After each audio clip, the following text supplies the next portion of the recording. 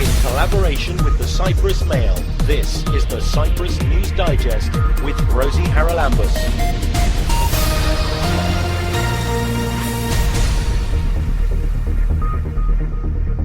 Coming up this week, the Renewal project brings the people of Famagusta together. And it's a project that basically has encompassed as many people as possible with the aim to empower the communities to come together in different types of projects. And one of the participants reminisces. 1971, Raguel Welch and Anthony Quinn make a film in Cyprus, Be Loud. The CVAR has a stocking full of events coming up for Christmas. Soon there will be a huge Christmas tree being set up in the atrium, and on the 18th and on the 19th we will have educational games for the children, treasure hunts. We will have items of the museum speaking to them. And it's the 150th anniversary of the birth of Finnish composer Sibelius. Sibelius really could bring into tones the Finnish nature and the Finnish history also. The bicommunal Renewal project was launched at the Home for Cooperation earlier this week. Elada Evangelou works for the UNDP, who financed it. And she's here to tell us all about it. Elada, this is actually something that's been going on, I think, for over a year now. It's been going on for about 15 months, and it's a project that aims to develop the greater Famagusta area. It's been implemented by two organizations, by two NGOs, one in Famagusta, Mazder, and one in Derinha, Anagennesis. The project is basically based on three pillars: civil society, business development, and youth entrepreneurship.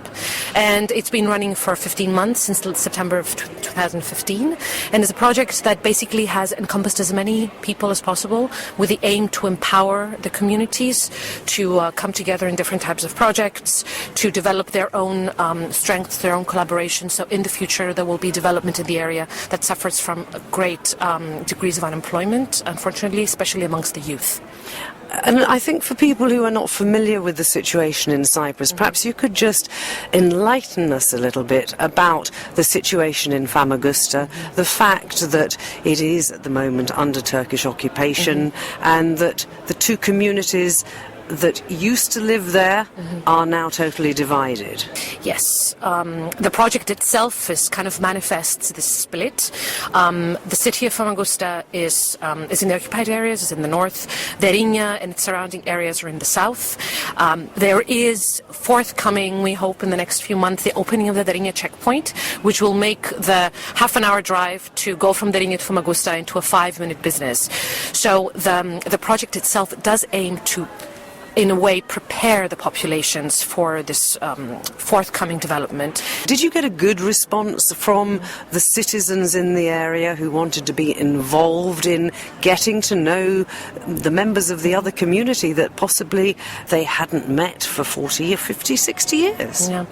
I think there were different degrees of initial engagement. There were people, especially within the older generation, that had, especially from Derinha, from Famagusta, that had visited each other's communities before the war. But since the war, especially the younger communities were really not accustomed to the contact. So I think as the project was developing, this possibility became more real for a lot of people. So people started to they started to collaborate more easily. There were people that started off with one activity and then followed it up with another one and another one. And by that time, they had formed relationships that by the end of the project, we also saw tonight that they became quite robust and quite substantial. And you had a couple of businesses as well, the startups, the youth idea, that you've brought together people from both communities to collaborate in a business environment. Well, the youth entrepreneurship was one aspect that was quite powerful in that, because the youth is interested in social entrepreneurship, in the possibilities given by online solutions, by kind of this new online possibility for collaboration.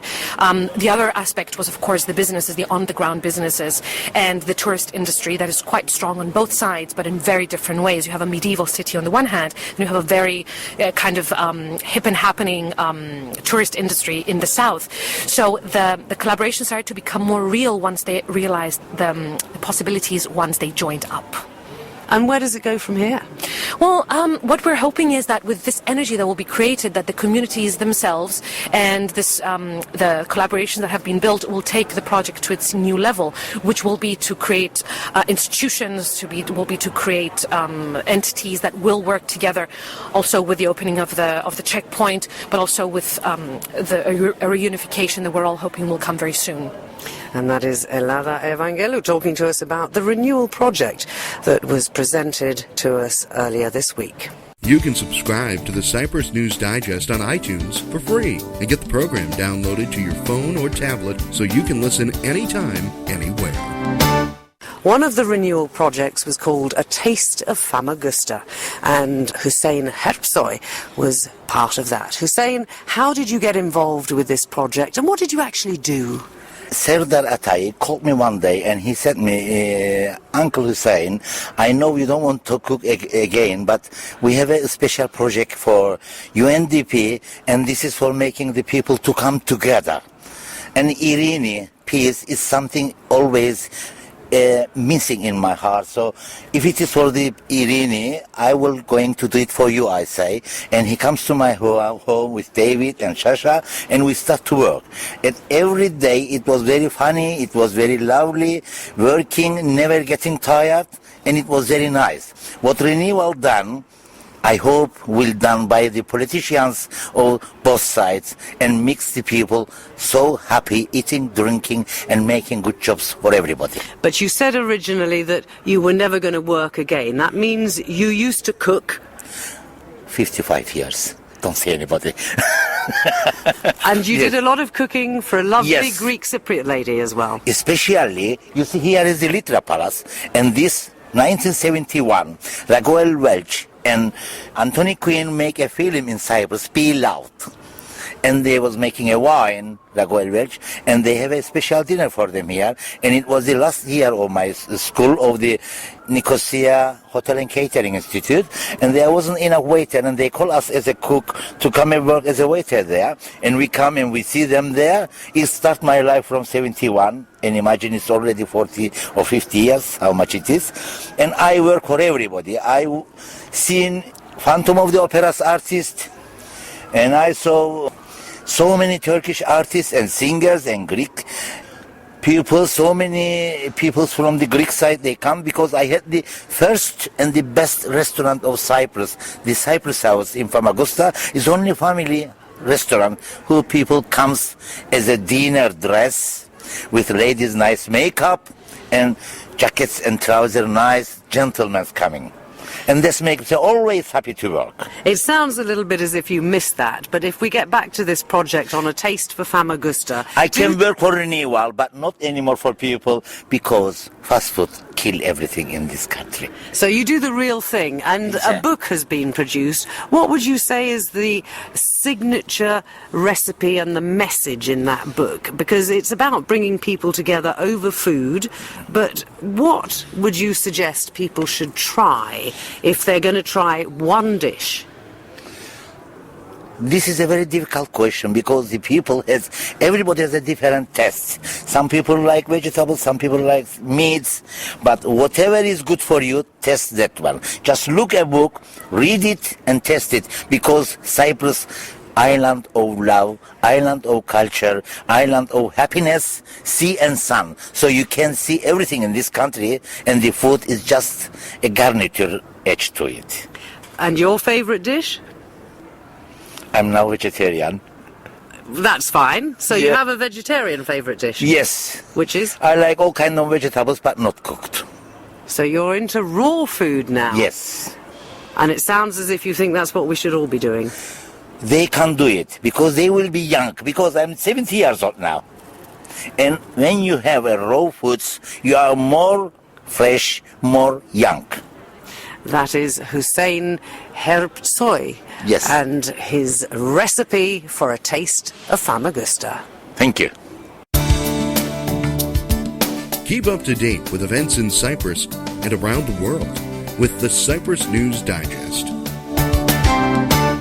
The Christmas lights are up. Nicosia is looking very ready for the festive season, and a very short time to go. But in the run-up to Christmas, one of our favourite places in Nicosia, in the old town in Ermou Street, at the CVAR, the Centre for Visual Arts and Research, there's a whole series of events to get you in the festive spirit. Joining us from there is Rita Severis. Rita, it seems like you've put together a programme that will appeal to the young and the old and at different times of day. So tell us what's coming up.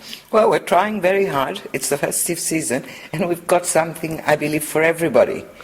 We are starting our Christmas festive events on the 15th of December with a musical evening with classical pieces and traditional, of course, Christmas carols. Couldn't be without those. We have to finish with those, yes, indeed. And this evening we have Fikri Toros, Kate Economides, and Eram Rahman, who will be playing for us. They're doing it gratis because of Christmas. You know, they are a bicommunal trio, as you must have understood. And they're playing at CVAR to begin the season.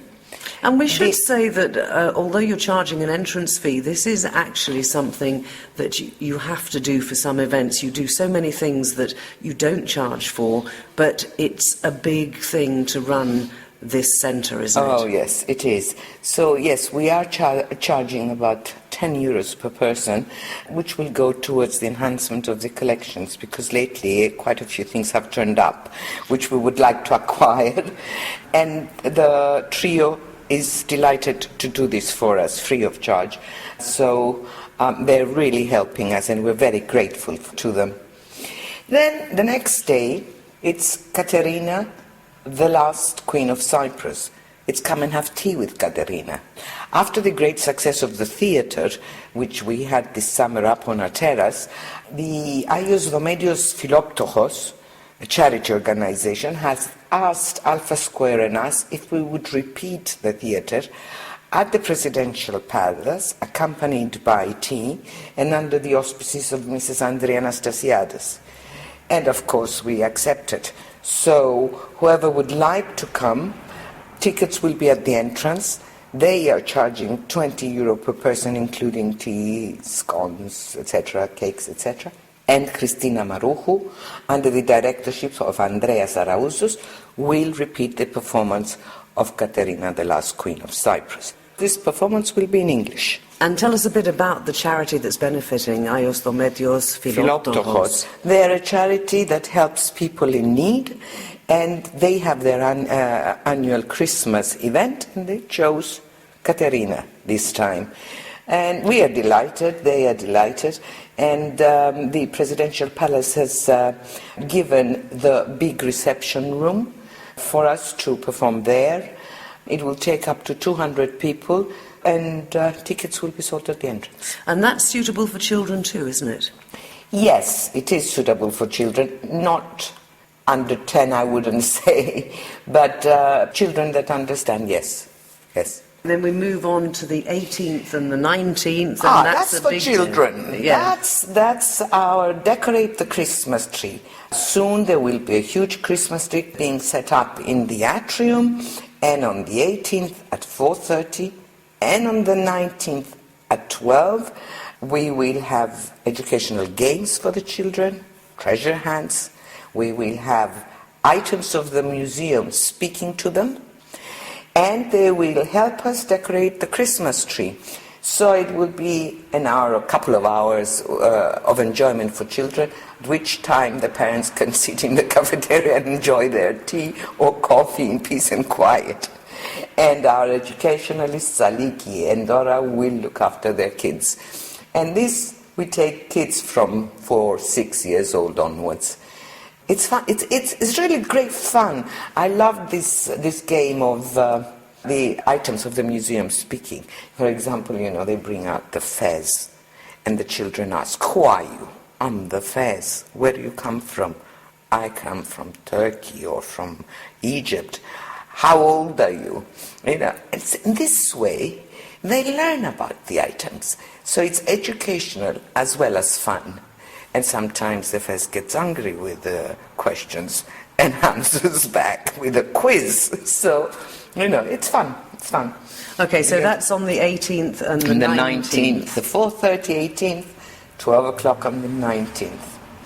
And then we have a repeat of what we did last year, Ermu 1900, but we've added 1900 to today.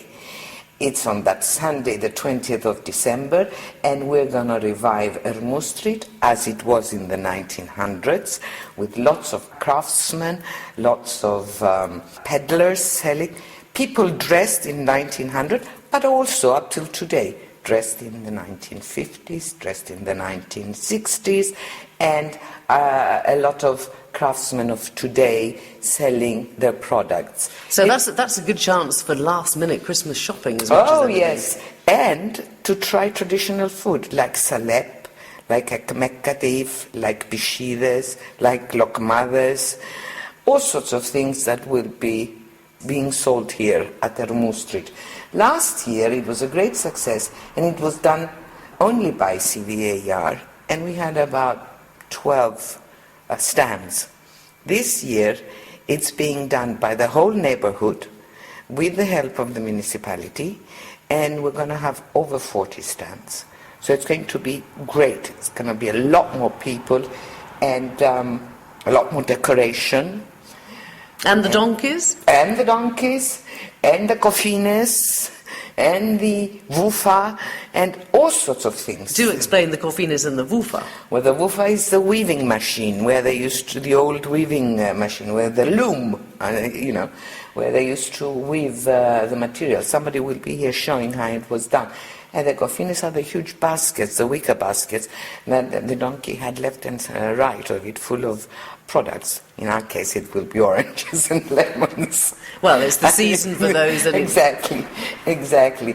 So that starts at 10 o'clock in the morning, and I goes think. till 10 at night. Wow, okay. It's going to be a whole day. And we have 2 surprises. I'm not going to tell you what they are. Well, they wouldn't be a surprise if you did. Exactly. But one will be around 11 and the other one will be around 4:30 in the afternoon. So, join us and enjoy Ermu Street 1900 to today. Then we have a book presentation, or rather 3 books presentation by Neophytos Loizidis, who lives in London and will be here especially for the presentation of his 3 books in view of the negotiations and the solution of the Cyprus problem, we hope.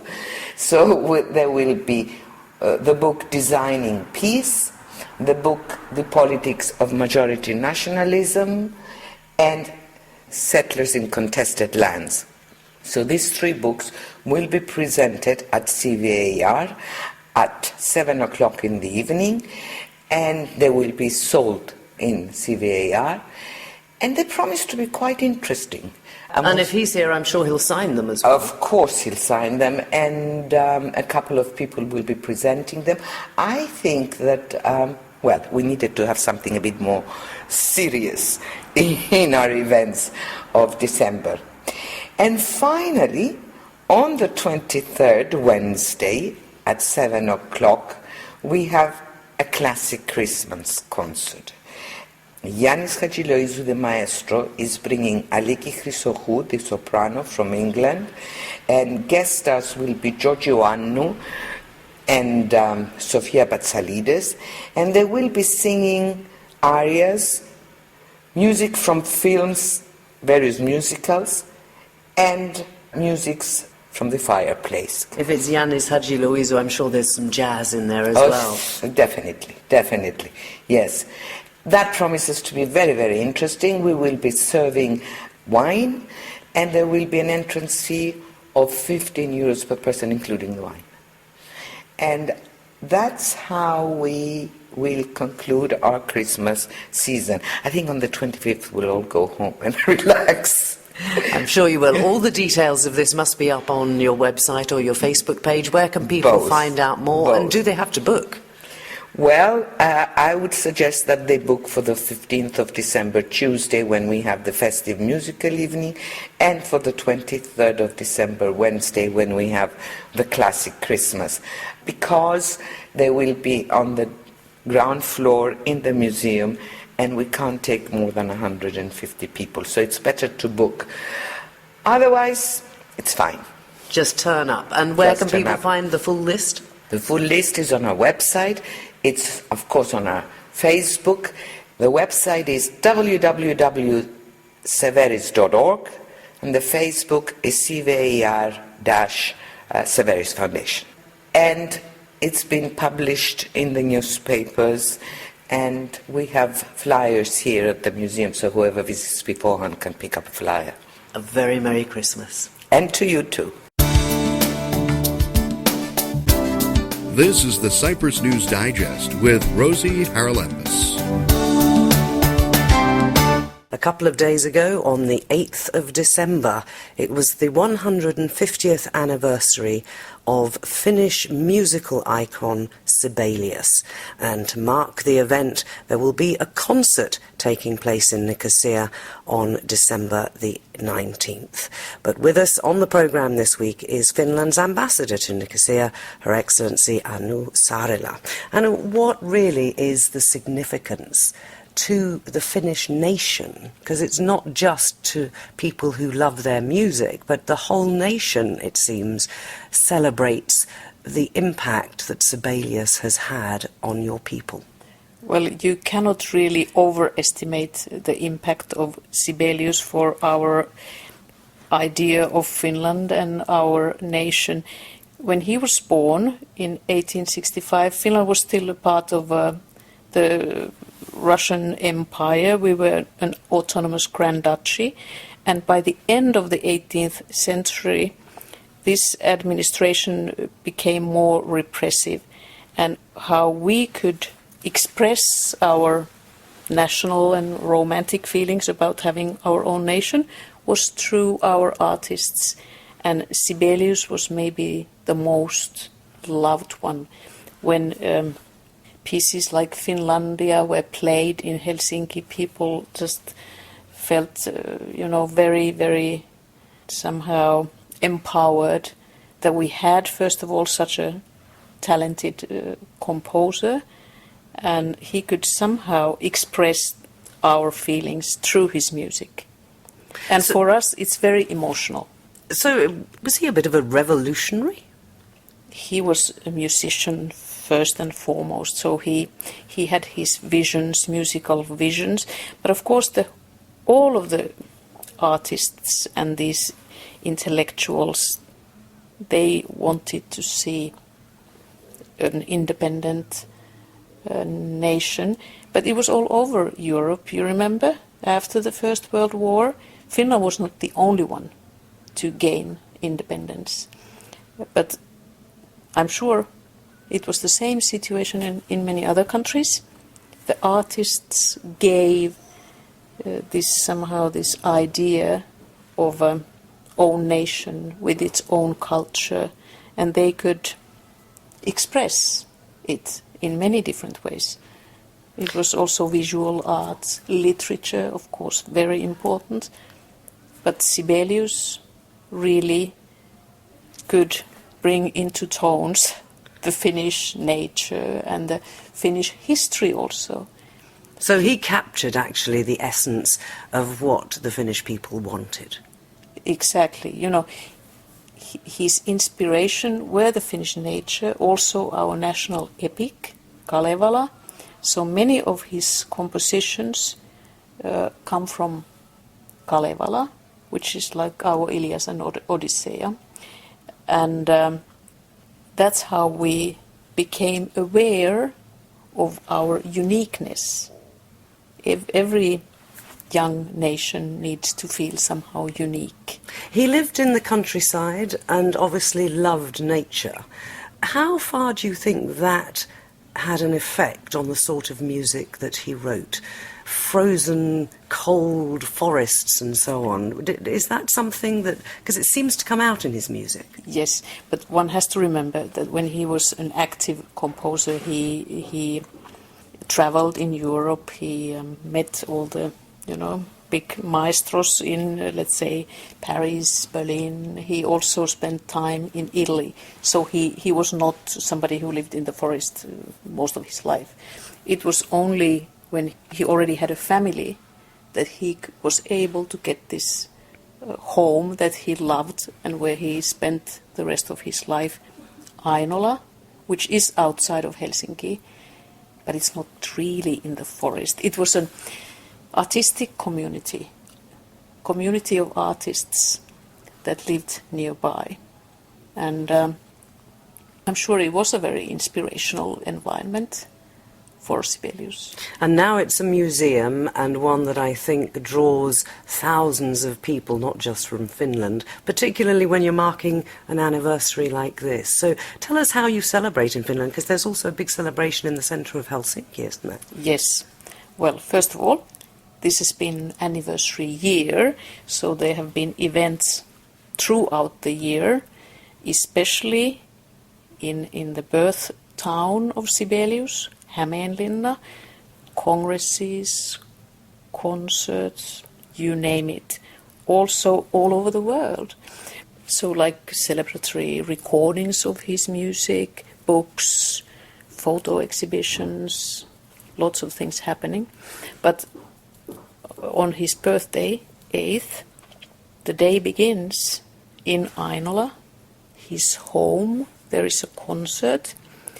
At 12 o'clock, people gather, ordinary Finns, I'm sure there are professional choirs also, to Senate Square in Helsinki to sing Finlandia.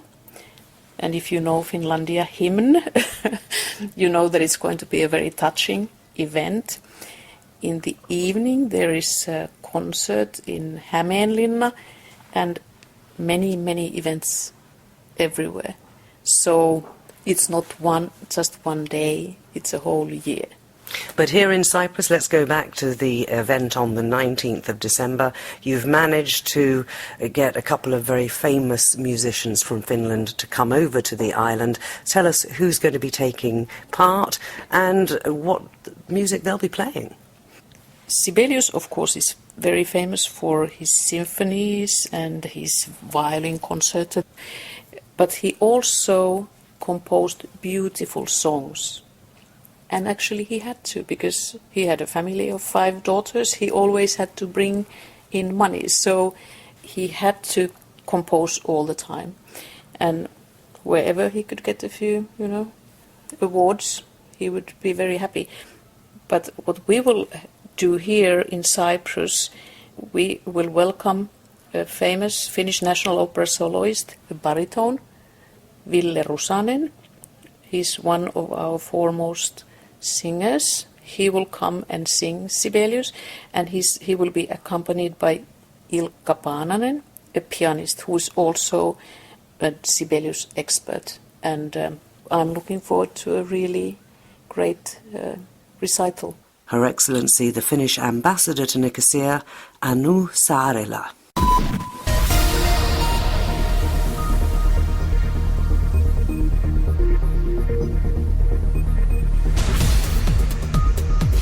Well, that about wraps up this edition of the Cyprus News Digest. Many thanks for your company.